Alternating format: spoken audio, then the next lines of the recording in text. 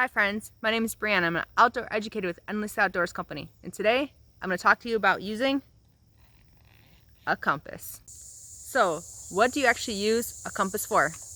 Lots of things. You should always use one when hiking, you should always use one when geocaching, and you probably should use one, or at least have one, in your kayak. Compasses do vary from manufacturer to manufacturer. They also vary from store to store, depending on what they carry. There are a couple main things that you should have, including a magnetic north, seen here as the red needle. It will move to magnetic north. More on that later. You should also have a direction of travel arrow somewhere on your compass. If it does not come with one, you can always paint one on or use the symbol of the company for the compass. So in this case, symbol here, I'll use that as my direction of travel arrow. One other item that should always be on here is degrees, which will come in handy for more advanced users. If you're introducing compass use to children, and I highly recommend that you do, you should find a compass that fits these needs that I just listed and also makes it more interesting for them to use. So in this case, I have my compass, but he also has a different compass because he's younger and needs to explore a little more. What's on your compass? The compass itself. A thermometer on the back. A thermometer to help him learn about reading temperatures. A whistle. A whistle, which I highly suggest you teach your children to use only in If you're in trouble. emergency situations. What else is on your...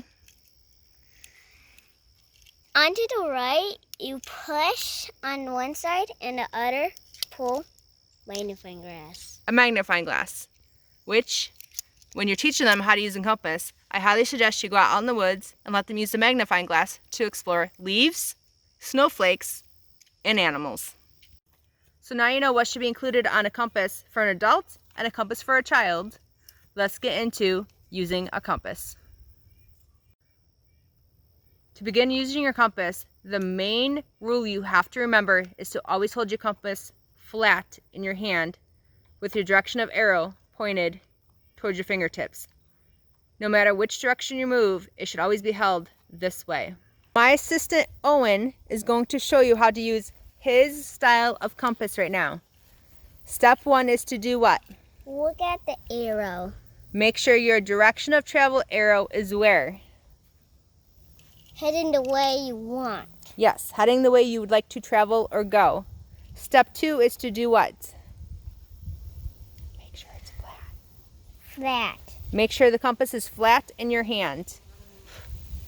Step three is he's going to look to see what direction it says right now with his arrow. West. So let me zoom in here.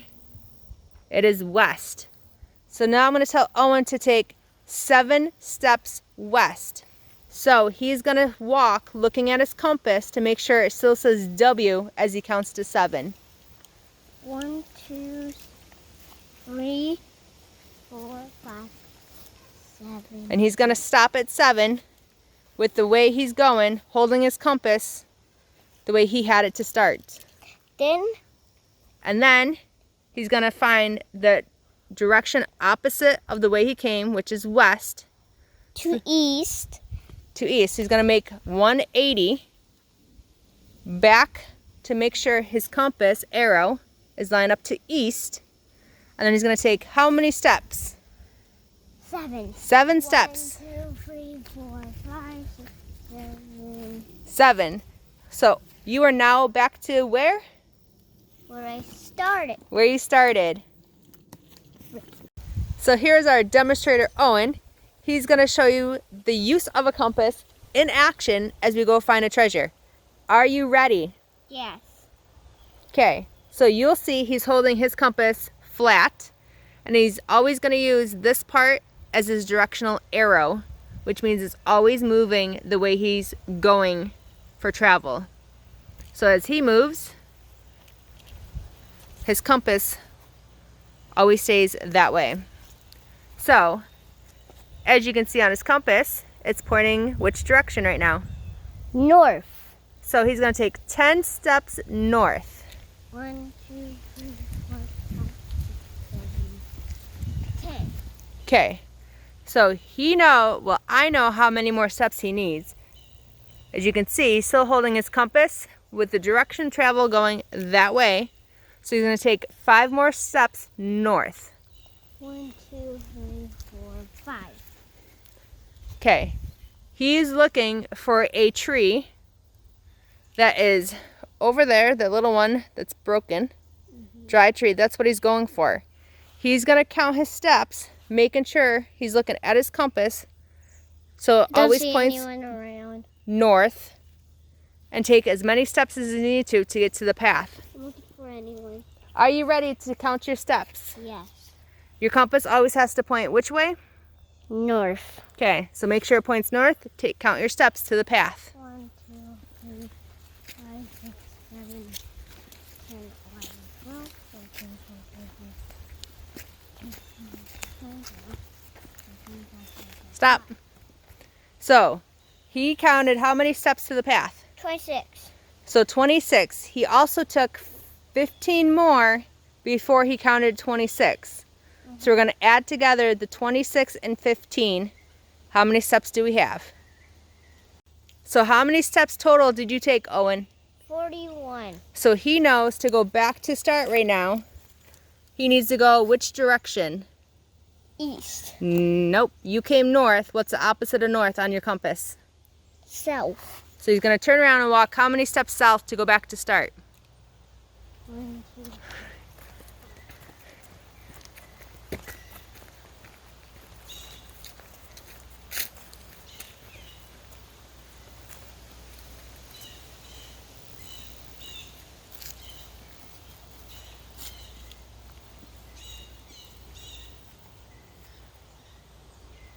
41. Good job. And that is simple pacing or steps to figure out your directions. And while the main focus today is using a compass and having children get used to using one also, I highly suggest you have them carry a backpack, including some of the 10 essentials that are made for their age level, including a compass, a flashlight, a headlamp, walking sticks, and of course, snacks that they enjoy and hydration. To further assist you in teaching children how to use a basic compass, or for yourself to gain more confidence in using a basic compass that does not include a magnetic north or degrees, we suggest designing a course in your backyard that takes you from the back door to a corner using just steps in the 4 main directions: north, south, east, and west. We've also included templates on our website that will assist you in doing this activity. Once you feel confident in your child's ability, or even your own ability, to navigate your backyard using a simple compass, we suggest you go back to our templates and use some of the scaffolding activities listed on the bottom. The activities were designed to increase the difficulty and to assist you in gaining more confidence using a compass. One of the activities is to move from your backyard out to your community. Once you feel confident in your child's ability, or even your own ability, to navigate to a local place in your community, like a library, using simple steps or pacing and a basic compass, we do suggest you go back again to the template and do the next scaffolding activity. This would include having your child design a course or a route. We hope you have enjoyed this video and have gained confidence in using a basic compass. And since you'll be outside, please always remember to leave no trace, be prepared, and of course, have fun. See you soon, friends.